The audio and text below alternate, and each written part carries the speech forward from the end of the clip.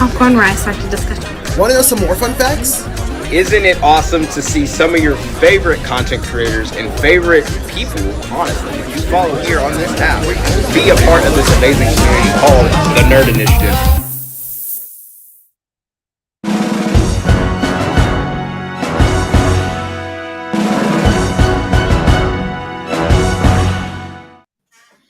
All right. It is March 25th, 2023. It is the final nerd news before C2E2. And joined as always, you have me and Michael. Michael, how are you doing?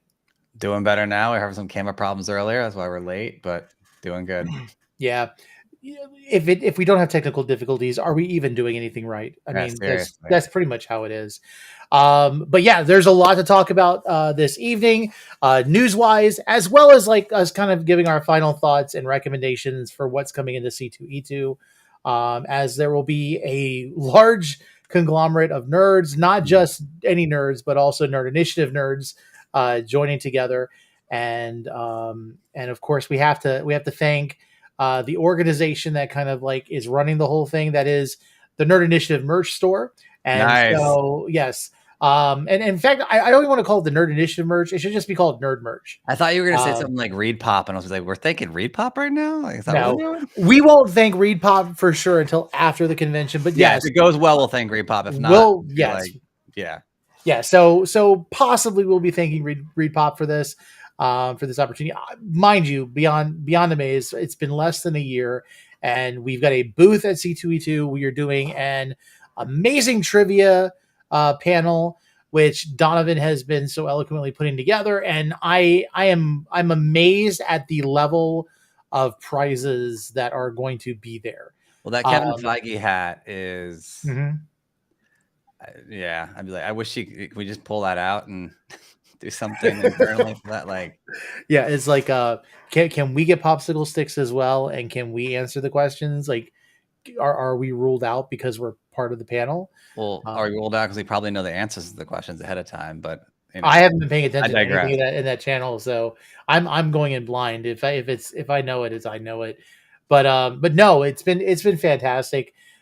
Just everything that we're doing. That's going to be an S402, the panel, on Friday night at 5:45 next week.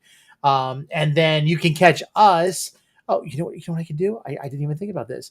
You can catch us at booth 1742, 1742. That's where we'll be at, where you have a chance to get some amazing nerd merch, hats, beanies, t-shirts, just lots of cool stuff. And there might even be a couple bits of Nerd Initiative shades as well. Not trying to cast shade on anything, but we're excited to be there. Yeah, we got beanies, hats, backpacks. Yes, not too many of the backpacks, but it's fine. You know, and and really, all you have to do to get a chance to get any of those things is just come and be prepared to tell your nerd origin story, because you are the celebrity for us. This fandoms, Nerd Initiative, we are all about the individual.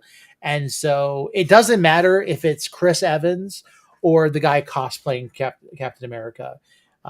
Every person has their own story to tell, and we want to tell those stories. So please be sure to come. Though it would be pretty cool if Chris Evans stopped by the booth and talk to us. Absolutely. So let's go ahead and get started. Let's go ahead and jump into the news. Nerd news of the week. I don't like the way that looks. Why does it look that way? There we go. I feel better with this. I'm picky. I'm going to be picky always. So first up in the news, if you didn't know about this, the Blockbuster.com website has been revived, and this is what you see if you go to it right now. There were some jokes on the Twitter account back earlier in the year where they were saying one of our New Year's resolutions was to bring back Blockbuster services. And of course, is it too late to change our resolution? But now this is happening, and everyone on the internet is wondering, is Blockbuster trying to make a comeback? It could happen. There's still that one store open, right? In like Oregon or I think it's either Oregon or Washington. the last Blockbuster. And in fact, at some point they had it where I think they were doing like an Airbnb where you could spend the night in the Blockbuster. Ah, that's cool. So I didn't even look. Retro is always going to be a thing, right? It's never going to be out of style. Ooh, almost lost Spidey there. Being retro is never going to be out of style because that's the whole point of retro, right? So I wouldn't be surprised if a couple of these stores popped up, kids like that have not experienced Blockbuster. And I mean, I'm thinking, wow, I think it was 12, 13 years ago, last time I went to a Blockbuster, but feels like yesterday. And so I think for those that have not experienced it, I feel like they'd find it to be pretty cool as like a pop-up, and maybe it's not a brick and mortar. Things have changed. It could be a little pop-up, like come and like rent a movie and come back, and maybe you get a code and you get a digital rental and stuff. I don't know. There could be other ways to do this, but it would be interesting to see. Yeah, and I mean there is the talk of what if they decide to come back and be a streaming service. It's very possible that they could go that route. If anybody doesn't know the story, the founders of Netflix approached Blockbuster in the early days before Blockbuster went out of business and offered the concept of doing a streaming service for Blockbuster members. And the CEO of Blockbuster laughed the person basically out of the room. Mm-hmm. And now Netflix ate Blockbuster. And if you think about it, Netflix started with basically the mail-in version where you could actually select movies online and then they would be mailed to you. And then you could get the next movie once you return the other one they received it. It was a very taboo concept. And then I remember, like, this tells you how old I am too. I remember when we got like a Nintendo Wii or we had a PS3, you had to get a disc that you could put into like the Wii to be able to play Netflix. And the movies on, I remember the what was it? Robot Overlords was like the biggest movie on Netflix at one time. It's the one that's got Ben Kingsley, and it's basically like the robot. Everybody has to stay in their homes, and the robots provide everything for them, and they can't go out. It was a really dumb movie, but at the same time, it was actually really well done. It was like on Sci-Fi Channel level, and I enjoyed that movie. But I thought the stuff on Netflix, nobody's going to care to watch. And then, of course, they immediately merged over to streaming only, and that was the end of Blockbuster. Why would I go in physically and I'll be honest with you, go into a physical store just to rent a Blu-ray or DVD that's been scratched up by somebody else? I have to go back and return to get another copy, hoping that it's still there, when I can just go stream it on Netflix. I do think that, again, like the whole retro aspect, right? I think we're getting to a saturated model currently, especially with streaming, right? So I think there are places, Apple TV is doing a really great job. Netflix is, everything goes in cycles. Netflix is struggling. Didn't they just lay off a bunch of people as well? Like I think it was Meta, and then Netflix is. Netflix was the first mover, but what does that mean in a situation like this? And if they haven't planned it, they had House of Cards, and then I think Hulu might have come second, maybe, or Prime or whatever. But then now we're saturated, right? And it's now the best content out there, and so I think everything does go in cycles. I do think we're heading into a day and age where things are diluted. And so with that, I tend to think it's experiences over quantity, right? And so I do think young kids would get a kick out of going in and, because it's also, remember, it was games too. It wasn't just movies. It was games you could rent, things like that. And,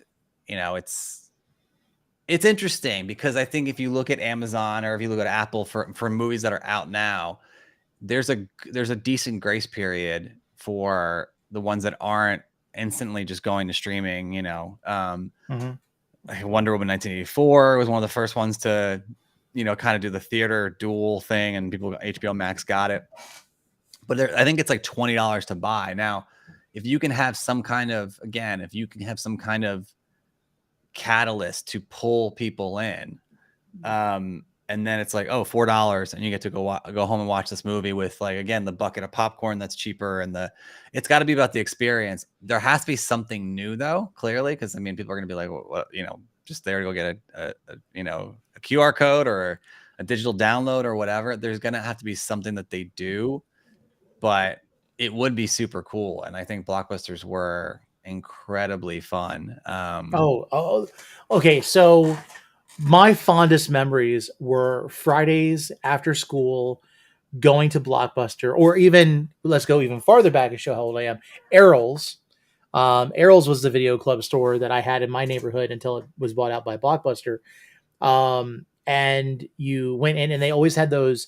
It was the three for whatever deal, and if you bought the 3 movies, then you got the little like variety pack of like the like I remember trying Jolly Rancher bubblegum for the first time because it was in there. It had like a bag of popcorn. It had a bunch of like Jolly Rancher type stuff. It had like a bunch, and then it had like prototype toys, like candies, like stuff that you just never. Eric, I'm so glad that you responded to that, because like I always say Errol's and people are like what, but it's like, but it was like doing that, and then like you get the 2 and then the game or whatever it was, and that was just like that made Friday night special. It's kind of like that even that same time, like when you think of like ABC had TGIF and you had like all those shows, and like it was always a battle. Do I watch the shows or do I watch the movies I got? It was always like, like with my mom, it was like mom bought one movie or rented one movie that was hers, and then the other 2 were mine. And so I would watch her movie until she fell asleep on the couch, and then I'd turn hers off so that she could go and watch it later. And I'd watch my movies. And that was like, you stayed up all night drinking soda and eating candy and whatnot. And it was like the best thing ever. It made Friday night so special. Yeah. And I remember even like as like in high school, when they did the game club where you could like pay like one fee for a month and rent as many games as you wanted at a time. So like I was in every day changing games out, and doing that. And like, there was something about that just, I don't think we've ever been able to have that type of excitement. It's almost like every day is now the same anymore. And yeah. I think we've look, the internet has unlocked a unlimited potential for whatever anyone wants to do, right? Movies, games, TV, information, connection. But the one thing it can't replace is, these things and these moments that you have. I don't think, look, you could play all the games you want and do all the things you want to do. You're not going to have those, I connected with, Tony online and we played, a game for hours. Like, it's a fun experience. You're not going to have those experiences, that routine of like seeing people and talking to people and like going and like, so there is something missing from this, what we have now. And so this could be something interesting. But it's just going to, again, I keep coming back to, it's going to have to be something new, because if not, you have to have some kind of draw. And it would be nice to see, but we'll have to see what happens there. I mean, I still think about like, I don't think anything will replace, and then we should move on to the next topic, but I don't think anything will replace if you go to like games in person, right? Like sporting events, like you can watch them on TV, and that you do, like there's Super Bowls big and, big events like that. And then there's the kinds of sports like tennis and hockey that like, I personally don't find fun to watch on TV. If you're there though, it's something different. Yeah, exactly. There's always that environment aspect. People have talked about, I don't know if you saw, it was like what Jonah Hill and Adam Levine, they did the little VR, I think it was like a couple of years ago, where they were like, they had like the avatar, and they were like courtside at a Lakers game or something, and they were talking, and they're like, I gotta get a drink, hold up, we're back. And he takes his headset off, and then he goes to his kitchen and comes back.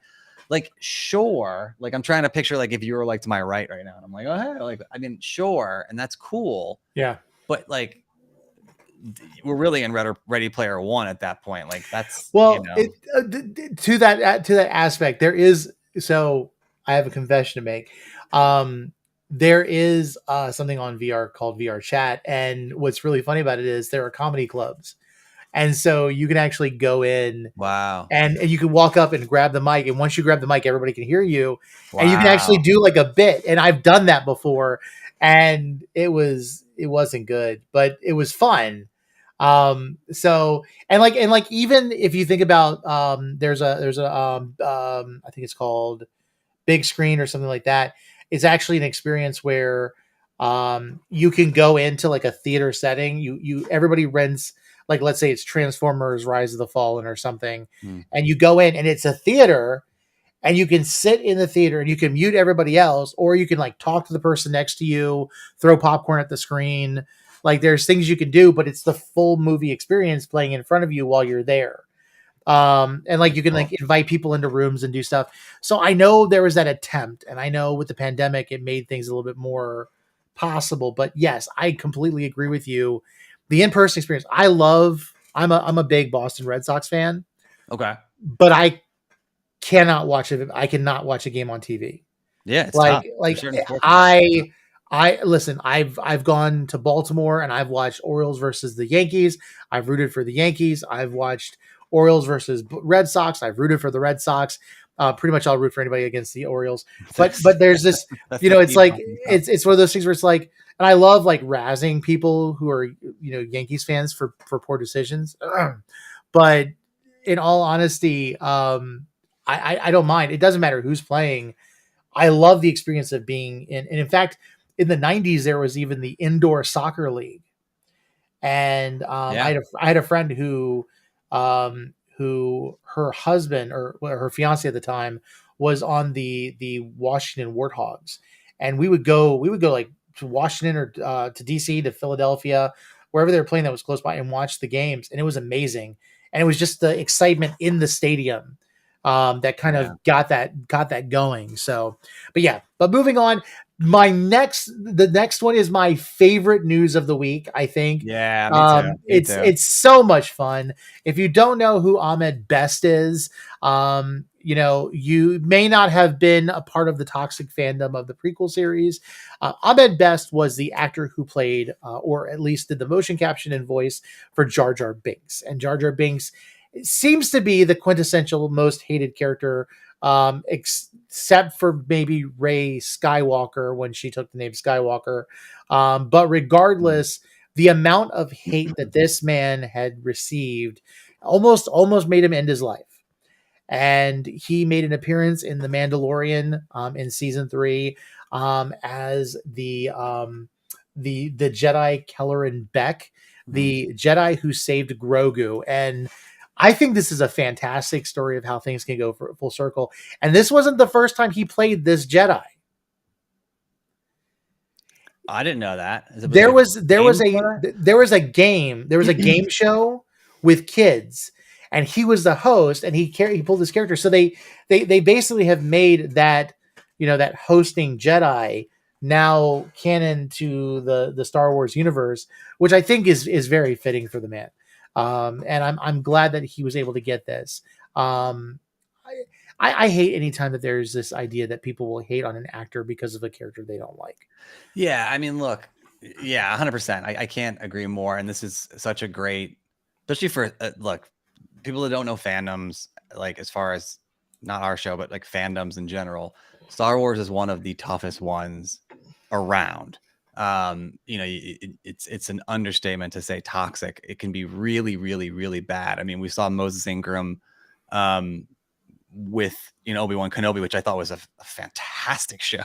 There was so much toxicity towards her, and I thought I had no problem with her character. I'd had no problem with her. I really liked her character. Yeah, I could not understand. And whether it's racist or other things like that, we won't get into that or whatever. But I think for the Jar Jar situation, first of all, it was incredibly hyped up. The prequel trilogy was incredibly hyped up.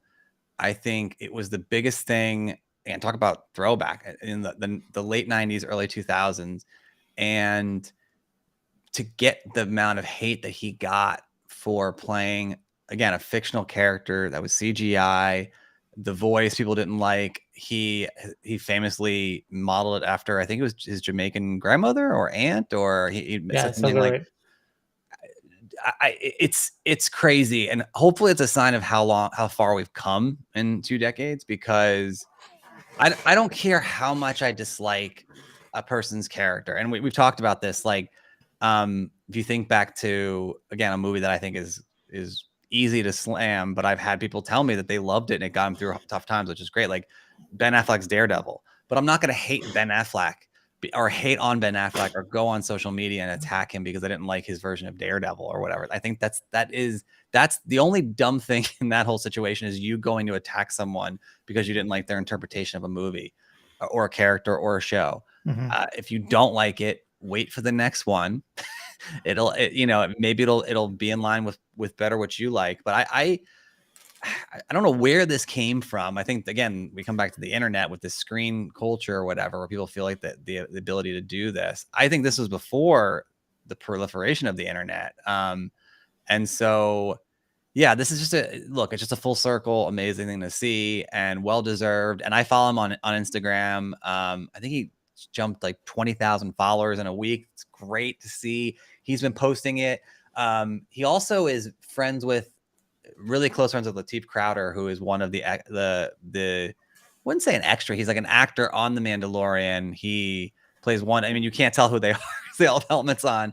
But I saw he posted a photo today, them getting in shape and preparing for the role. Just good to see. I mean,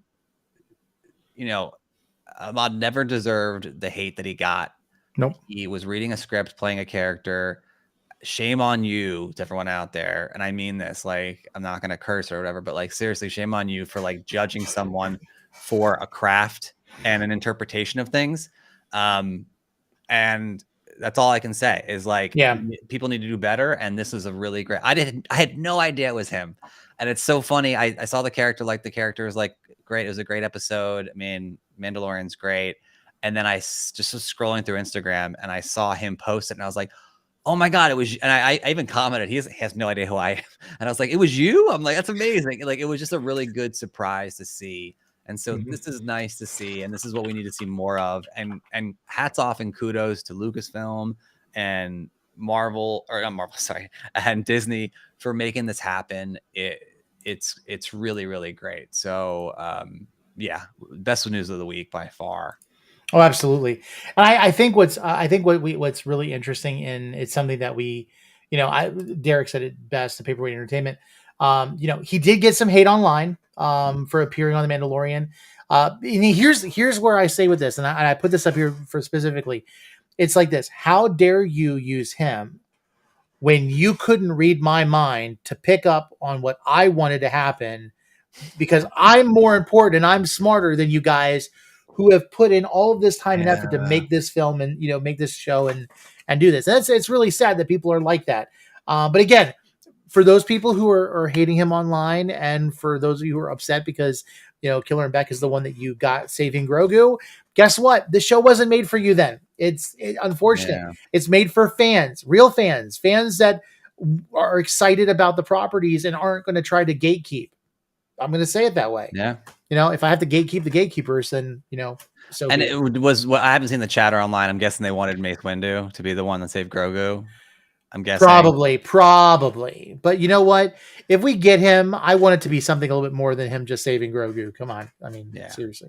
Now, speaking of chatter online, this next one. And now I want to preface this. We're only reporting it.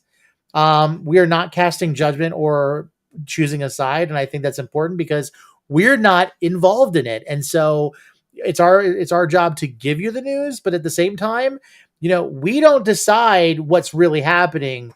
We have to sit back and wait and see what actually comes to light. And that's because Victoria Alonso, this was one of the presidents of Marvel Studios. Mm-hmm. She was president of physical and post-production. Now she has I'm going to say this, she's departed with Marvel. Now I'm going to tell you the sides of this. One is there have been multiple reports stating that from both sides regarding the reasons for her departure.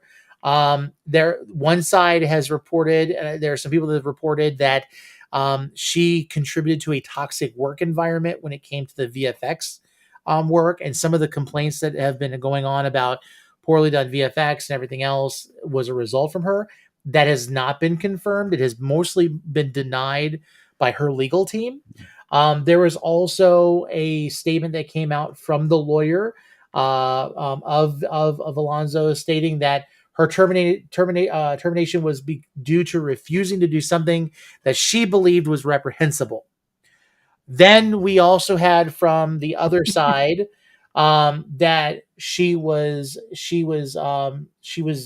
discharged or fired based on a breach of contract by her working on Argentina in 1985, which is an Amazon property, basically breaching the non-compete clause where she should not be working for another studio while working for Marvel Studios and Disney. That has also then been called rubbish by her legal team. Yeah, I don't buy that one for a second. But here's the thing. Regardless, we're not in this. Now she has been a big voice for representation. With LGBT, with people of color, trying to make sure that this. She was very outspoken against Bob Chapek regarding the Don't Say Gay bill with Disney. Because of DeSantis. And so there's things that ought to be recognized. In fact, if you even go back, like we were talking about this, I think a week or two ago, the Disney Plus Empower show, you can see her hand in a lot of things. In fact, I was actually impressed. I was listening to the one regarding Captain Marvel, and you can tell that she had a passion for the representation within these movies. Regardless, it's always sad when you see somebody who has been a part of movies that basically structured your fandom. The MCU is the way the MCU is, for better and for worse, because of the executive team that's been working on it. The only thing I can tell you for certainty regarding this, and then I'm gonna let you talk, Michael, is that it was Alan Bergman who made the decision to terminate her. But it was without any contestation from Kevin Feige. That's all we know for sure. Yeah. So, yeah. It's a lot there. I don't know. I think, look, someone's obviously, we're not going to get into it. Someone's obviously lying because they're vastly different sides of the story, right? So there could be something we don't know about, or there could be a conflicting, it could just be a conflict in general. That happens all the time where people run the course and, it's time to move on. And, I do think there's a little bit of saltiness from the Marvel side to say that, like, to have these leaks come out and say, like, oh, she worked on, there's no one's going to go work on a show on a different platform without checking. It just doesn't happen. Like, these are not like, it's not an overnight thing where there's like, hey, I'm going to go work on, like, no, this is you like, things are announced, they're put into, these productions of these things don't happen overnight. And so that seems a little fishy to me. But I don't know, she could be toxic. Look, there's been a lot. I will say the one thing I do know from my perspective and from my experience in TV and in working with networks and whatever, the last 10 years has been a complete facelift on the landscape of how are things, happening. ABC had a complete shift. NBC, we saw had a complete shift. So this could be something where it's like, time to move on to a new regime. And maybe some people, there's clearly things butting heads there. And so it's probably for the best for everyone involved. And there's no reason to speculate on what it is, but it is a shame, and she should be commended for what she was able to do. And we find out there was, something really bad that, that she was involved in, and then that will come at that point. But I think at this point it's time to, changes happen. Exactly. And, and I guess that's the thing. Her contribution to what she brought us, And I think that's the thing, because I think a lot of times there's always going to be a narrative, and we as the audience, as the people outside of the industry, we will only get certain amounts of information. It's kind of just like the Scarlett Johansson lawsuit against Disney, because of them doing the premiere release on Disney Plus. It made sense. I'm not saying that Marvel was wrong for choosing to do a different a different way to release the film because pandemic numbers were still up and everything else. It was a smart business move to make. At the same time, I completely understand where Scarlett Johansson was, causing a lawsuit, and the lawsuit was settled. They're done, and where everyone was like, "Oh, she'll never work for Disney and she'll never do this again." She's coming back. In fact, she's even going to be producing a Marvel property. So it's not like, these things can be resolved. It's just, remember, the narrative, this is all done right now. There could still be conversations going on and everything else, and there's always going to be a narrative to face. It's just like what happened with when James Gunn was terminated from Disney. Yeah. Kevin Feige, from the date of termination, was still trying to get James Gunn back. But imagine where we would have been if James Gunn would have still been doing Marvel. He would not have even touched the Suicide Squad or Peacemaker, and we would not have him as the one of the heads of DC Studios. All of this stuff, and still James Gunn is on good terms with Marvel now and Disney. It's one of those things where you have to step back and say, okay, there's a game still being played. Let's just wait for it to come out. Yeah. We don't cast judgment on any side. We recognize her for what she's done, just like you said. Yeah. And then we also say, okay, stuff's going on, but we're not going to demonize the company. We're not going to demonize the person. Yeah, we don't know the story. Exactly. Plus, the one thing I will keep in mind for all fans on either side, companies of this weight, we run a company that is growing and getting bigger, and it's difficult from that perspective. This is a $1 billion company with $1 billion sub companies. You have Disney and then Marvel and then Marvel Studios. It is not Pixar. I could go on and on and on. Yeah. It's not, you're not going to come out unscathed, especially if you're making an impact as she has and other people have. Not everyone's going to love you. It's very, very hard. I mean, the last example I'll give you is look at Steve Jobs, who widely, for his contributions to Apple and to the tech world, and literally look at your phone in your hand and you see his imprint. He was fired and hated by Apple and Apple employees. And talk about it. I wish we had social media back then to know what it was like to work for Steve Jobs in the 80s and 90s, or I don't know when it was, 80s, I think. He was notoriously a horrible person to work for. So could be the situation here, could not be. We don't know. We have no idea. But there's always redemption. There's always, and again, you just take it on face value for what it is, and it's a next chapter and a new chapter, and that's because honestly, as much as this all sounds like there's drama going on, the high likelihood, because she was in charge of physical and visual effects. Just imagine, people were complaining about the VFX in movies. There was a bidding, and honestly, I believe a lot of that's because these individual companies that are being, that are bidding for this work are bidding low, and they're promising too much. They make their VFX people do stuff. They produce, let's say not the best quality compared to what we've had in Marvel in the past. And then it's like, okay, well, Disney has to think who's in charge.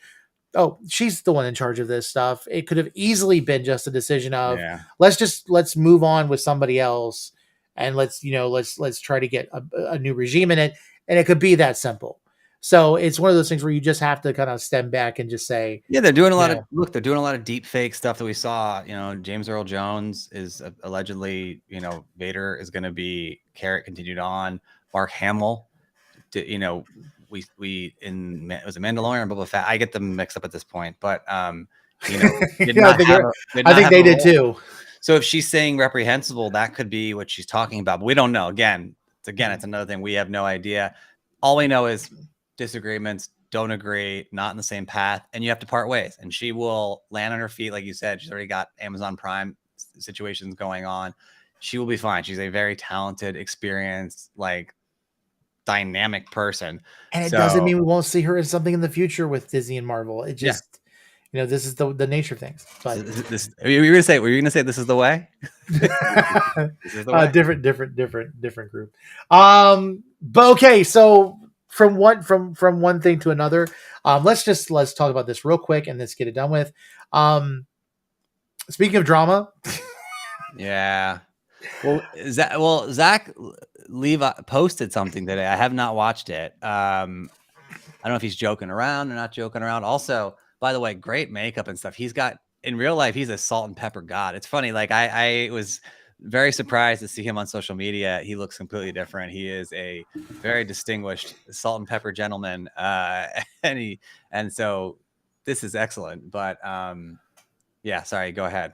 No, so it came out not too long ago. Now, regardless if we got something, I wasn't like scoping the news today, so I apologize if I missed something. We'll talk about it next time. But and it's funny because it's the same stuff we heard before. So Zachary Levi came out and admitted or basically confirmed that Dwayne Johnson had blocked, I think, Hawkman from appearing in Shazam, reaching out to bring him in. Which is funny though, because at the same time, spoilers if you haven't seen this movie. I haven't seen this movie, but I know this because unfortunately it was spoiled to me, I guess. Jennifer Holland, I think it is, her name is, who is the wife of James Gunn? Of James Gunn, yes. Yeah. People were complaining at James Gunn that he put her in this movie. And he wasn't the president of DC Studios when this happened. The reason why she was put in and appeared after Peacemaker is because Dwayne Johnson refused to let Hawkman come in to recruit Billy to be a part of the Justice Society of America. And so that was confirmed. It's literally stuff we kind of already knew because he did. I think Dwayne Johnson had some very like strong words about why he didn't want to be in Shazam. Basically considering him like a B-list team or whatever. But it's sad because as much as The Rock doesn't want to be beaten in a movie, he's the villain. He was supposed to be the villain, and he fought against that. Yeah. He was he's the arch nemesis of Shazam or Captain Marvel. And so like that doesn't even happen now. And then you think about it, it's like, it just doesn't make sense to me why we have to have this drama. And but also at the same time, when you go back to like the DC fandom a couple years ago, when The Rock spoke, when he said, this is changing the entire hierarchy of DC, like he really thought he was going to control what happened in DC. That's just all I can think of. It's just as much as I've always thought of Dwayne as being like this nice guy, like off camera and like doing these things. I don't know if it's because he's gotten to a certain level that this stuff is coming out, or it's just those were the little things that he wanted that make him look that much worse, but it doesn't look good. And I also don't think it looks good. When there's this much smoke, there's fire. Right. And there's this much, these are not all made up. And it does suck. I mean, look, a couple of years ago, we were talking about The Rock potentially running for president. Remember, like he was on the cover of like, and look, it's not crazy after Donald Trump. Like, I mean, look, Donald Trump is not a politician, and won because he was smart and was able to carry a nation and carry people. We're not making judgment on anything. I'm just saying the facts. And the same thing goes like, look, if Oprah had ran in 2020 or whatever year, like I believe she could win. I think, look, Ronald Reagan, take it back there. So whatever, that's a side topic, but like he was untouchable for a while where it was like The Rock can do no wrong. Man, I think, look, comes back to what we were talking about when we were talking about Victoria Alonso. I think we talked about Steve Jobs and things like that.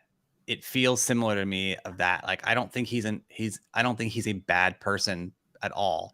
I have seen, look, he's had conflicts in the past, and this is where things we talked about Marvel and Victoria Alonso, right? And being like, we're not taking sides. We don't know the truth. Right. Same thing goes for when Vin Diesel and The Rock had their falling out on Fast and the Furious. Like, we didn't know we didn't know the situation. Vin Diesel kind of took the high road, just made a video being like, whatever. Yeah, but remember how mad Tyrese was with Hobbs and Shaw. Like, he was like, you're taking work from us. Yeah. And you think about that, and then you think about what's going on here, like where he kind of was like trying to control certain things. It makes you then wonder. I'm not casting any judgment on it. I'll say this does look shady. This does look like inappropriate. In some cases, it looks like somebody's got too much power to their head. But it does kind of make you think about stuff you heard in the past. Yeah, I don't think it's shady as it is like maybe like an ego, right? And I think, look, The Yeah. Rock has been around in entertainment and professional whatever for a long time. I think he's got an ego and he's beloved by millions and millions of people. I think he, what he was executive producer on Ballers, right? Like I think he's had success in front of and behind the screen and doing different things. And I think you just can see the disconnect of someone like him, and someone like him and someone like John Cena, right? John Cena, who I've actually met and interviewed. I think he's incredibly sharp. Has done amazing work. I think Peacemaker he's been fantastic. We haven't really heard too many things about him. I think The Rock, I think he believed a little bit of his own hype. Hopefully this brings him down a little bit. Hopefully there's kind of like a reckoning somewhat where he's like, all right, like it's unfortunate, right? And I think that's the one thing. And again, you don't ever believe the hype in the persona. Like it's never going to be exactly what you think it is. And Exactly. And so I do think where there's smoke, there's fire. I think his head's gotten a little bit big, and it is what it is. And the movie didn't do well, and I think it wasn't the best movie. And I think no one's bulletproof. Even though you might be on screen, you're not bulletproof in real life as far as like being untouchable by public persona. And I think that is sad to see, because again, The Rock was someone we held up here as far as like a quality guy. And so it is what it is. Everyone has ups and downs. Hopefully he comes back stronger and better, and some kind of, he's very, very, I've done so many things on him in the past of like surprising this person with a house and this, like, hopefully he's able to, like and subscribe. What is this? Oh, from JJ. I'm like, what is that? Hopefully this is a wake up call to him that he needs to kind of like slow his roll and be humble. And we all need a little bit of that. And I think that's the main thing. We've seen this. This is not new. It's just such a big personality and profile. Edward Norton from The Hulk, wanted a different thing, and didn't want wanted something more gritty, and didn't want it to be as where it was heading to in 2012's Avengers. He didn't agree with that. I think so. He's gonna be fine. Not worried about The Rock. It's a shame and it's sad to hear, but it's nothing new, and we'll see how he bounces back for it. This is what we're all built for. This is what America is. We are come back and hear it, and so unless you're done something horribly, horribly wrong, just being an egomaniac has never been unredeemable. So I think that's really what it is. It's just ego, and he's got millions, maybe even billions of fans out there. And so it's easy to get lost in it. And, and that's the last thing I'll say, and then I'll shut up. The balancing effect is you have someone like that going one direction, and then you have Ahmed Best, who, thought coming into the Phantom Menace, this is going to be my big break and blah, blah. And then he goes the other way. And so this is the world, how the world finds balance. It's probably the Force. So Ahmad's moving on his way up, The Rock's on his way down, and, only Sith stealing absolute. So yeah, exactly. Move on. All right. Well, speaking of Siths and ego, let's talk about the Congress. Did you watch any of Shou-Chu being, I would say, interviewed by the Congressional Committee this week? I watched a little bit. I've seen these like things in the past, and I think, like, as ironic as it is, I think congressional committees in general are very much like social media.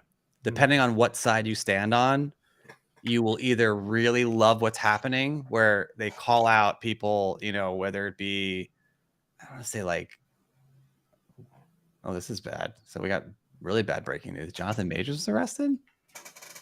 We're kind of going off topic. Yeah, you go with that, and I'll look this up real quick. Okay.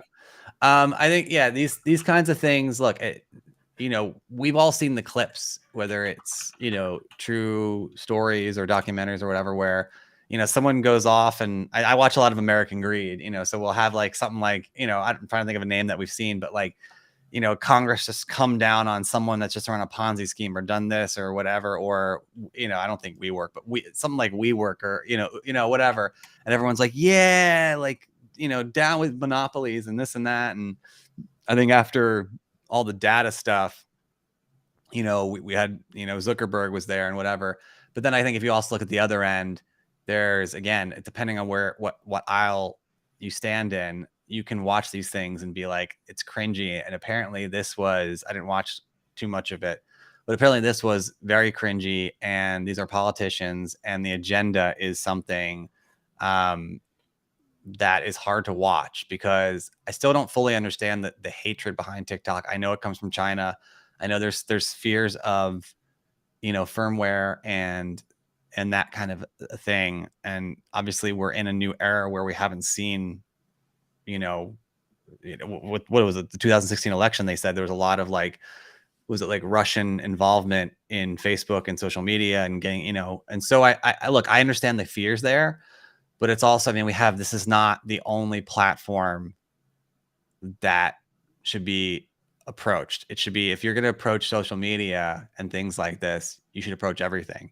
And the only difference is this company is that it's in China. And so, you have a lot of platforms: Instagram, TikTok, Facebook, Twitter, Snapchat, Friendster's not around anymore, but I just like saying Friendster. This needs to be addressed, and these things need to be addressed. And we've talked in the past about toxicity on social media, which is partially why we exist in general. And so I think it does look like an agenda, and that's the main thing I will say. And I think, until I know otherwise, yeah. Okay. Yeah. So I was going to say a lot about this, but then Tara threw in what she said. So let me go ahead and give a basis for what I was able to pull up here. According to TMZ, last night, allegedly, the girlfriend of Jonathan Majors saw him texting another girl or another woman, questioned him. They got into an altercation. The accusation is he grabbed her, slapped her, and also grabbed her by the neck. She was then dropped off, and Jonathan Majors went elsewhere. She then went the next day to the police station and reported this in New York City. And they believe that they had enough evidence because there were some physical markings, some laceration behind the ear, redness on the face, that they arrested him and booked him, and he's now out of custody. His reps are saying that he did nothing wrong. Thank you for that. I appreciate that. You're welcome. That he did nothing wrong. Again, this is a Hearsay. Something that is hearsay. It's what we don't know the specifics. But again, this is what's happening. Now, here's the thing. The word Tony is allegedly. Just throw allegedly in allegedly. Yeah, exactly. Everything's allegedly. So literally, like if you read the TMZ article, it says the alleged victim was in the alleged car and the alleged slap and the alleged grab. Yeah. Because here's the thing. If we didn't learn anything, and this kind of brings up a good segue, we reported about this about a month or so ago with Justin Rowland or Josh Rowland, I think it was, the creator and the voice for Rick and Morty. Rick and Morty, that was arrested for domestic assault. Those charges have been dropped for lack of evidence. And so, is it in the realm that someone could lie about this? Yes. But at the same time, you always believe somebody and you do the investigation and you make sure things are handled. Yeah. Just because I love him as Kang, I think he's done great work in Creed. He's obviously an up-and-coming actor. He seems to be a very positive guy. And he's very excited and happy to be doing the work he's doing. So it doesn't seem on character. But again, anybody could be an abuser. And so we don't just look over it. But at the exact same time, we have to reserve some type of You know, some call it's not our place to be the judge, jury, and executioner. We don't know the facts. Yeah. And so our biggest ploy, I think, with anybody, our call to action for everyone is, yes, be aware of it. Let's watch it. Nobody should be above it just because he's in Marvel movies or anything else. That doesn't make an exception. If he's absolutely doing this kind of stuff, it's just like with the Ezra Miller situation, everything else, recast him, do whatever.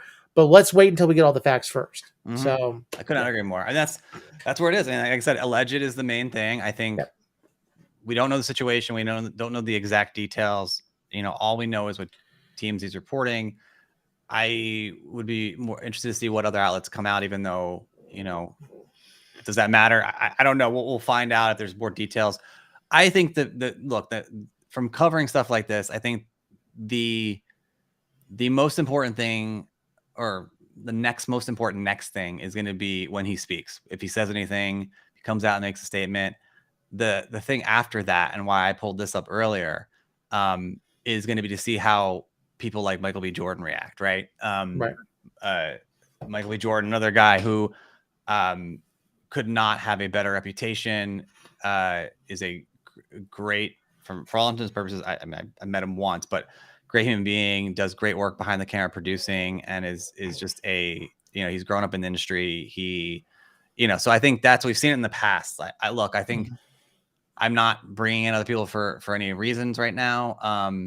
You know, I remember at the beginning of Kanye West's like real, I wouldn't say fall from grace, but like turn into what he is now. You could see Jay-Z started to distance himself from the guy who used to be his best friend and collaborator. And so I think it was around the time he had Suit and Tie with Justin Timberlake out. And I think you started to see, you know, again, Jay-Z, you know, whatever. So I think, I agree with what everyone is saying. And I'm looking at like all the comments out here. We got to wait to see what happens. Wait to see if he speaks. Wait to see, like, to your point, if charges are dropped. Wait to see how other people around him react, and we'll see. And then even then, we still don't know the implications around it, what the situation was, what, you know, whatever. You have situations you don't know of, and then you have stuff like Chris Brown, which we're not even going to get into. Disgusting, awful. So we'll have to find out what it is and find out what's going on. We're human. I think that's the main thing that we have to take away from all this stuff. Is we talked about The Rock, we talked about other things like that. This is these people might be lauded and held up to a certain standard. They are human. They make mistakes. They get egos. This, for what it is on face value, this is a horrible, horrible mistake that, if it is true, should be punished. Yep. And so we'll have to wait and see, to your point. But, you know, we can't make judgments or claim. We don't know, but it is something to keep an eye on, because, again, if you are a fan of, we can't be hypocrites either. If you are a fan of the genre and of Marvel Studios, it is important to understand who you're rooting for. And if this is something that, you know, I've been in the industry too long, and I had to cover Harvey Weinstein for too damn long. And that was a horrible experience. If the bow breaks and this ends up being something that's not a one-off or whatever, it's good to be aware of and know what you're doing and who you're rooting for and stuff. But again, pause out, time out, wait to see what transpires past this. And that's all we can say. Everything's alleged, and nothing is, again, innocent until proven guilty. And that's all we can say. Absolutely. Right. Well, let's go get back on the the planned news. Wow, that was breaking. Thank you for letting us know that, so that we can. I love that. I do. Look, for a bad downer of a topic, that was really cool. Like, again, this is the beauty of the internet. Tara coming with like really good information. Also, thank you for being on here. And I think like, this is where the internet can be really fun.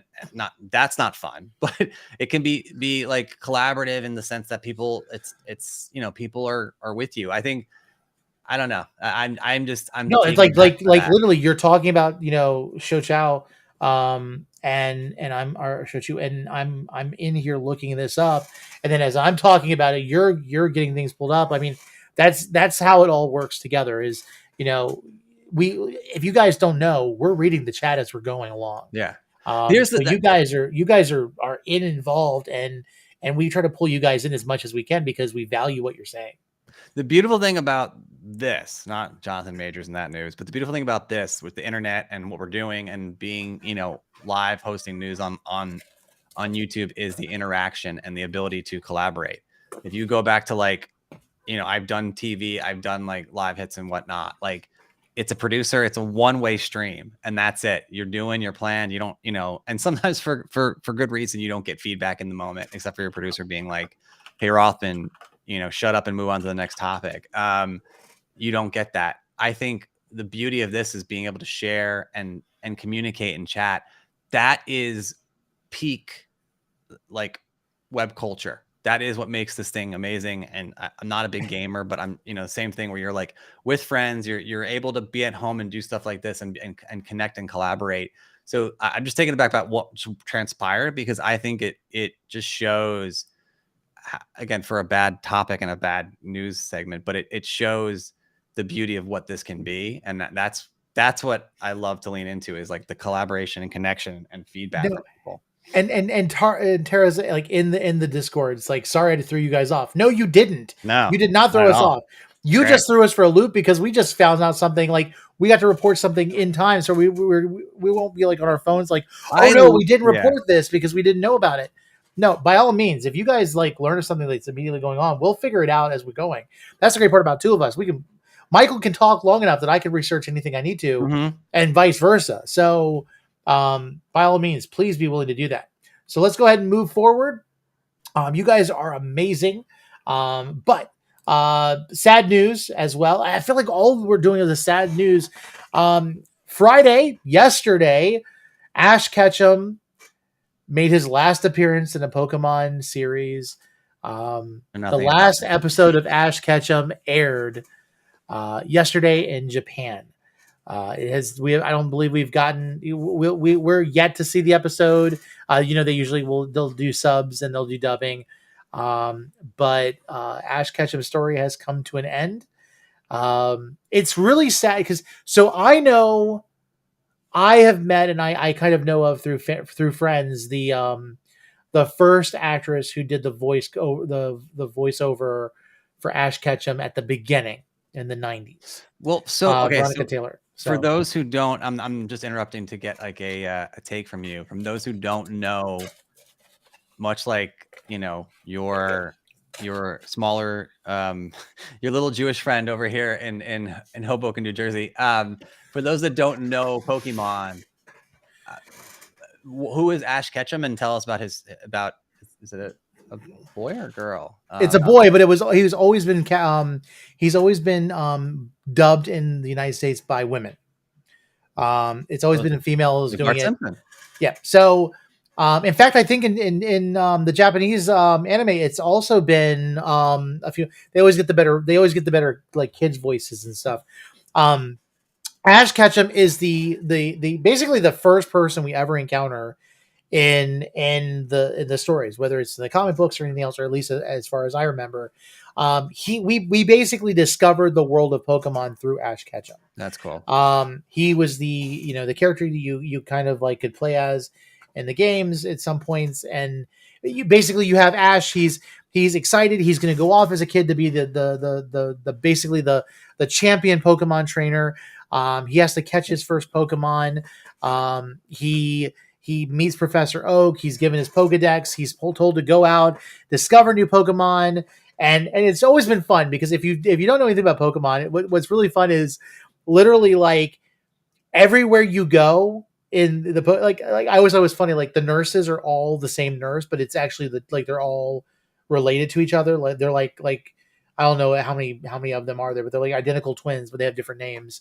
And like that's go to different like the Pokemon hospital, like the training and stuff. And Ash's goal was to go from gym to gym and challenge the trainers. get the badges so that he could go off and he could compete in the national championship. He had to go against a bunch of heels in the form of Team Rocket. He met up with Misty and with Brock, and basically grew as a trainer with his Pokemon.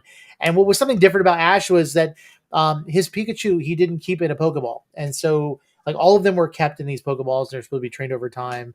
Ash grew up with the series, and we kind of grew up with Ash as well. But it's definitely sad to see, because this is new territory, because yeah, they had other stories and everything, but it was always mainly the story of Ash that you always kind of followed, especially Pikachu and Ash. So wait, my last question to you is, did he catch them all? He didn't catch them all, but he won. He beat them all. So yeah, I mean, yeah. I think this is, again, like your explanation and seeing, I think especially the comments we're seeing from fans on here, I think is what makes this thing so great. Like I genuinely, nothing. I don't know. Anime is huge and it's blowing up and it's super fascinating. I also am afraid to just even watch any, because then I might get hooked and it's something else to get hooked onto, which I don't have the time for. But okay, I will say this: at least watch like maybe the first seasons of the original Pokemon show. You really learn the characters as well. I remember reading. I had the comic books that were kind of black and white, and they were fun. I never understood the game mechanics enough to really play with people, but I remember liking the lore and the story behind Ash Ketchum. And then when you get to the movies, like at least the first movie, Netflix did a really good job of remaking one, and it's on par with the original cartoon. You definitely get you get the relationship between Ash, Misty, Brock, and then the Pokemon that he works with, because Ash is different with them. Everyone else's Pokemon are basically just kind of like enslaved, or they're basically instructed and guided to do whatever they tell them to do. His Pokemon always have character, and so he struggles with, like, he advanced his Charizard too quickly to become, and so he doesn't ever listen. He barely ever listened to Ash, but Ash was always good to him. And then at one time, the Charizard actually, jumped in and did what he was supposed to do. And it's really building relationships and friendships that I think were what was most compelling to me versus the actual game itself. Yeah. And I think, again, what I was saying before is I think that's a beautiful thing. It's like seeing, as much as it's sad, and everyone seems to be sad that this journey is ending, it's kind of beautiful that there's a relationship with this journey and this character, much like, I think people that don't know the MCU or Marvel or whatever could possibly say The Outsiders, someone's, and Derek's going to love this, like cries and is completely, destroyed after Endgame.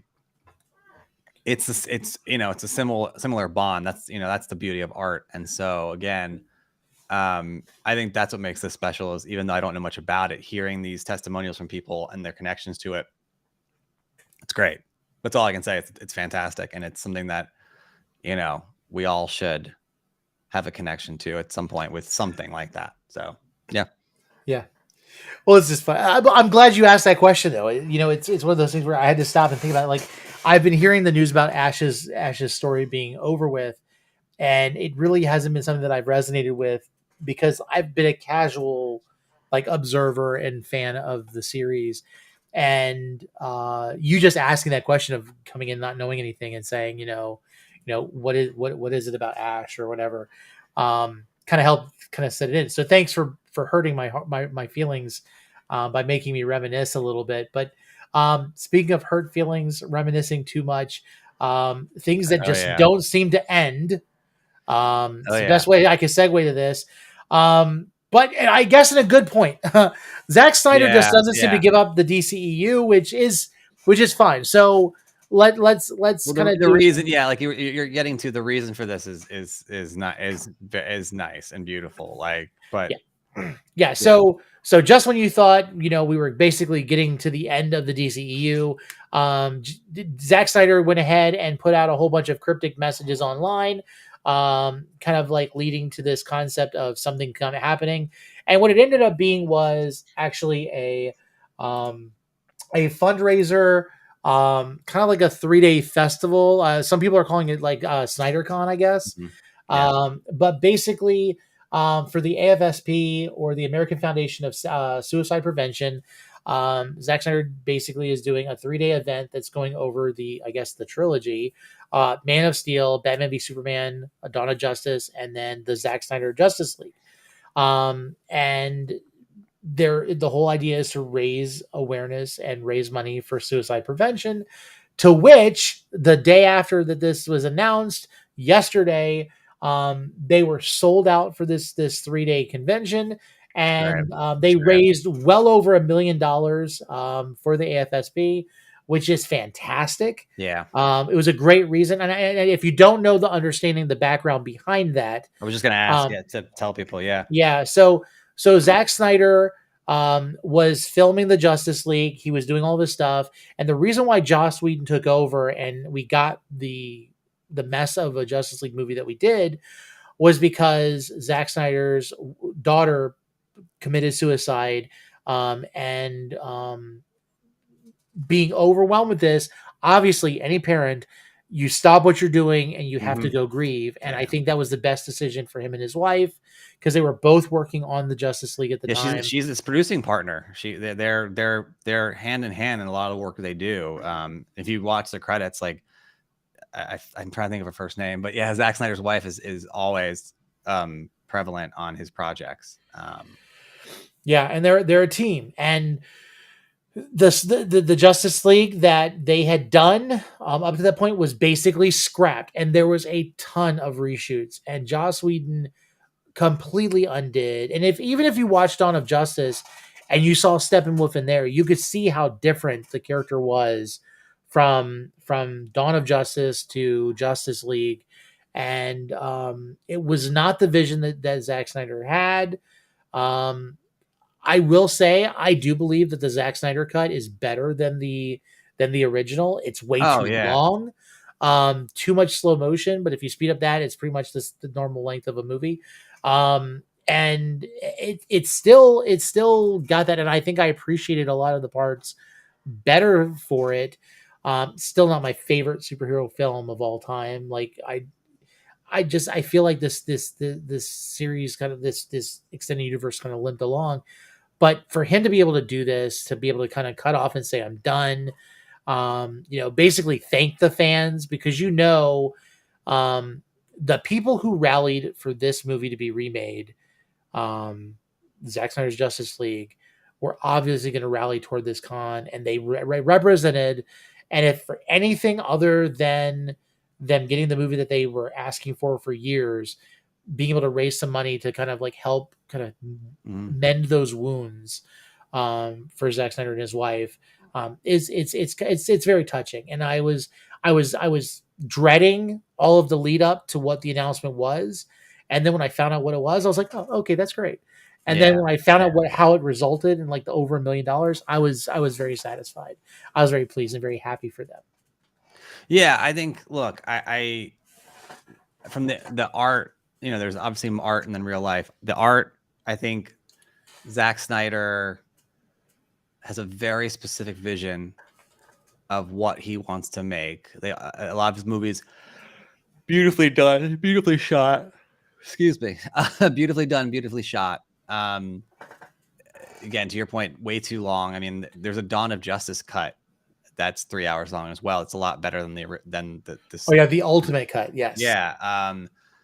And I think that's, again, the funny thing is, I think he, from just a work perspective, from the art, he missed the streaming. He didn't miss it because it came back, with the Zack Snyder's Justice League came out on HBO Max, right? So, yep. But yeah, I mean, you can imagine like Man of Steel coming out in 2020 or so. I do think he would have been a lot more, I wouldn't say more successful, because he has millions and millions of devoted diehard fans. I think, it could be something that continuously goes, right? Like, not like Titans on HBO that's getting canceled in the final season and stuff like that. I think it could be something like that. Like, he would have a a full-on stake continuously going. There wouldn't be the flack. He could cast what he wants.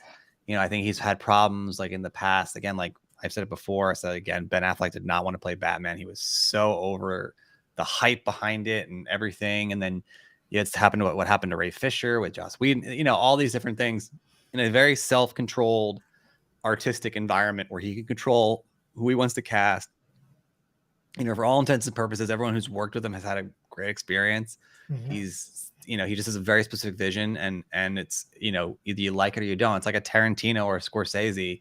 Scorsese is not, but it like is more mainstream. But you know, Tarantino, like either you love or hate those movies. Like they're very specific, and so I think that's the art version, right? And I think fans still love it. Great. Again, like we always say, like that's fantastic. Like there's certain movies I like. We've talked about. We love Man of Steel. I think Dawn of Justice could have been really good. There's parts of it that I really like. And then I really feel like the studio just got involved too much and made him do too much too quickly. Wasn't self-contained. He wasn't given, like, he needs to be like in a James Gunn role and you don't want him taking over an entire universe because they would all look black and gritty with Rain and 300 and like, you know, you don't want that. We are Gotham. Yeah. I mean, and there's a very, like, they're beautifully done, but I think he would do well to have a self-contained like streaming platform where he has some big stars, whether it's like whatever. As far as the human aspect goes, that's another one I remember covering when it happened. And Deborah is his wife, by the way, Deborah Snyder. Awful, just awful, and something that you never want to hear about anyone. You know, and we're not going to get into the details about that, or I don't even know them really, but you know, just a horrible situation for any family or anything to like deal with. And so it is nice to see this as like an outcome later on. And I know he's been very passionate, you know, over the past, you know, 5, 6, 7 years to, you know, for causes like this. So a nice bookend to the whole, you know, Snyder run at DC. And I'm glad look, there's some things that we can say that we want to see. I just think if Snyder was like, I go back to a sports analogy.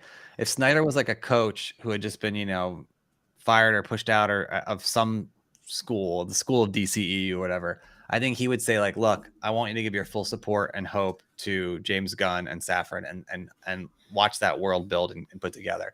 So we can hold on to things that we liked about it. Like we might want to see a Justice League 2 and see like that final 30-minute epilogue that we saw. I thought that was probably the best part. I was like, this is fascinating. You know, the antimatter Superman, you know, storyline. I think it's a fascinating thing to do. But we can't keep going back to the stuff we've moved on for. So I'll be honest with you. I think it's a great, like you said, it's a great bookend for DC. I say this: if he wants to go back in the foray of anything like superhero based, I think he would be the perfect director for Spawn. Yeah. I think that's the thing. I think his style didn't work for DC because DC needs to be.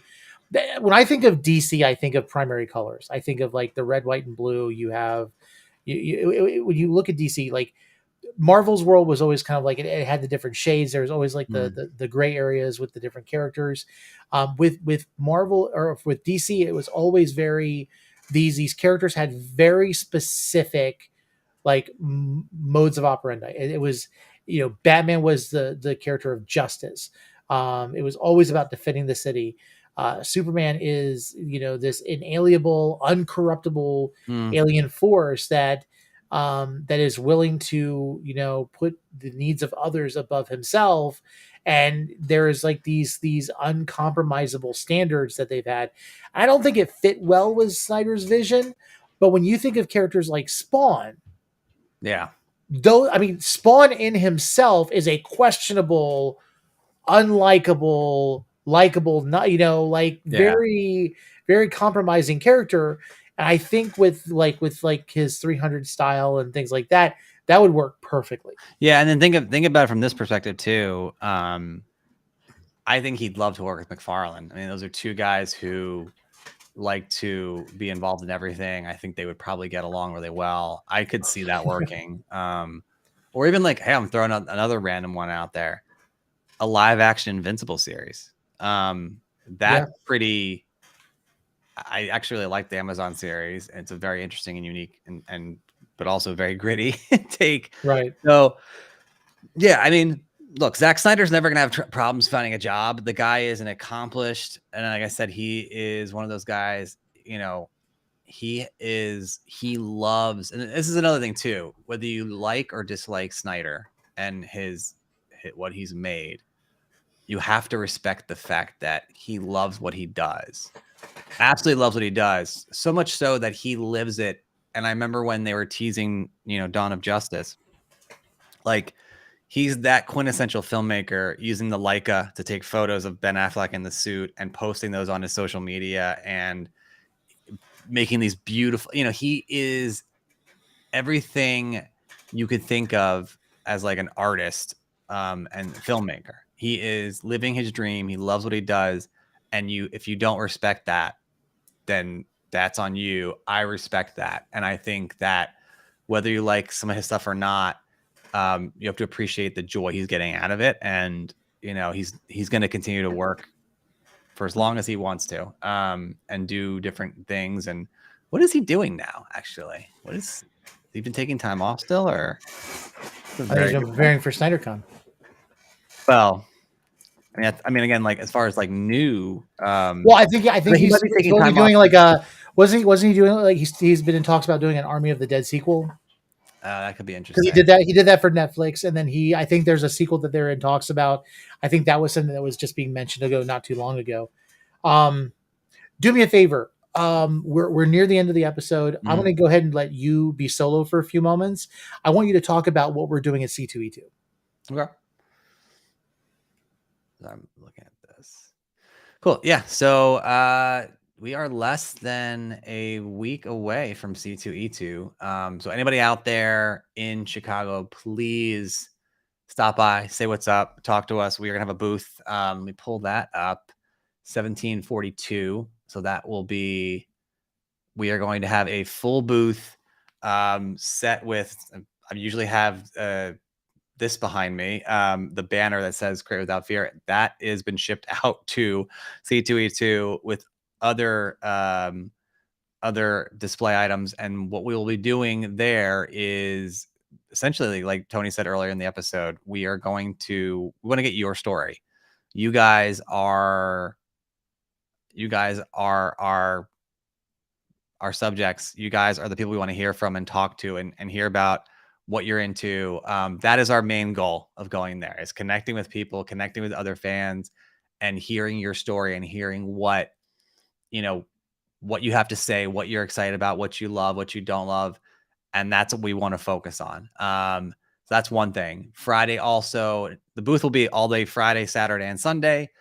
Friday from 5:45 to 6:45, Donovan, my wife is a little nerdish community. Donovan will be hosting an amazing MCU trivia panel, as Tony was talking about earlier. That will be in 4 phases, and the giveaway gifts for there are, again, we talked about earlier, Kevin Feige signed hat. And I'm looking around, see if Affinity Gauntlet, Lego, a lot of other things. So it's going to be a blast. We're going to have a lot of fun. I think it was about 8 to 10 of us getting together there. So again, if you are in Chicago or in the area, or want to just connect to hear how it was, reach out to us, let us know, drop a like, subscribe, whatever. But yeah, no, if you're there, we're excited. It's going to be amazing. It's 5 days away, 6 days away. And so it's going to be a blast and something very new and huge for us. So I'm excited. Now, here's what I would also say, and thank you for doing that. I just needed a moment. If you are interested and you can't be there, be sure to be following the Nerd Initiative TikTok. If TikTok is banned by then, also make sure you check us out on Instagram and on Twitter, because we'll be trying to post as much as we can about what's going on. We'll try to be sharing pictures. We may not be able to do live streaming, because if you've ever been in a large convention center when there's thousands of people, the odds of us getting stable internet enough to do streaming video is ridiculous. So understand that, but we will try to do our best to get you guys coverage of what's going on. If you hear about something and you're wanting to know more about it, we would love to try to connect you guys with vendors and things like that. And so, Yes. Shoot us messages, let us know what you're interested in, because we want to kind of, curtail that to you. And this is something apart from C2E2, but something that Michael and I have been talking about for a while. We would love for you guys to reach out to us with questions to the founders or questions to the nerds, because what we would like to do is to put together a series where we can answer your questions and kind of help break things down. Let's say you're new to a fandom, or you want to know what our theory or our predictions are for things. There is a need for it. Just recently I posted a video on TikTok, which hopefully by tomorrow will be available also on the Nerd Initiative YouTube channel, of where we are from phase 4 and 5 of the MCU, and the amount of people who just wanted to have someone positively go through the events and explain what's going on without giving a negative opinion of, oh, this is crap or anything like that, was overwhelming. And so we want to be able to provide that kind of stuff for you. So don't worry. If you want to hit the contact page or the contact link on our website, and just in the subject or in the beginning of it, just say, ask the nerds. We'd love to be able to answer those questions and kind of build up together, so that maybe we'll do something like this, and we'll just answer questions in the chat or answer questions that we've received from beforehand. We'd love to do that. And at some point, Michael doesn't know this yet, at some point, I want to be able to give us the opportunity to have you guys call in and talk with us and give your opinion on things. Yeah. So those are definitely things that are going down the road, especially with season 2 of Fandoms. We're going to kind of open it up to you guys as well, because just like Tara tonight, giving us that, that scoop about what happened. And I think even TMZ only posted it like 3 hours ago. So, hey, more power for us to be able to, connect with you guys and make you guys part of the show. Yeah. And look, we are learning and growing and changing, and what we're doing, I think, is something that's unique in the sense that, like, we're going to C2E2. We're not looking to sell anything. We're giving a lot of stuff away. It's about building the community and growing the community and getting your feedback and getting your story. And that's basically what we do always, every day. That's why we exist. And so it's different. Hopefully good in all of your eyes. I think it's eyes or eyes, whatever. But I think we're going to continue to push that, and that is what we enjoy. And that's the beauty of it. And that's why I was so taken aback by Tara's information, because I thought that was incredibly cool to midway through get something and connect and talk with someone and kind of, it's a conversation. That's what I think is, the beauty of this stuff. And now it can devolve, but we are not going to allow it to happen. And for us, it's not something we play in. So, the moment this stops being fun for us is just the moment that it, obviously it'd probably stop being fun for you guys. This is not about just us making money. If that were the case, then we would be constantly showing you the merch store, because that's, actually there, right there. It's right there. No, but because that's the best way to support us. But anyway, honestly, it's funny because in all honesty, and then we'll, just like Michael Schur says, there's one more thing and I'll shut up. I at the beginning was, you get this idea, you're doing social media, you're becoming an influencer content creator. You get this idea that you want to just, you want to leave your current job. You want to get into a career that you love doing, because not everybody loves what they do. And there is always this thing. And it's funny, because in the beginning, I'm like, Michael, when are we going to start getting to the point of where, we're looking at, revenue or anything like that? And he's like, don't worry about that right now.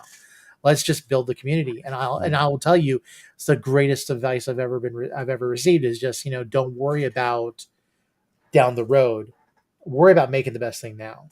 And that's what we're about. We're about making sure that we're providing great content, that we're providing, support for people, whether you're a member of Nerd Initiative or not. We are thankful for being able to do what we're doing. I can't speak for Michael. I'm pretty sure I could, but this brings me more happiness than if I were working a 9-to-5 job. And one day this might be something that supports us and our team, and that'll be great. Yeah. But until then, this is worth it by itself.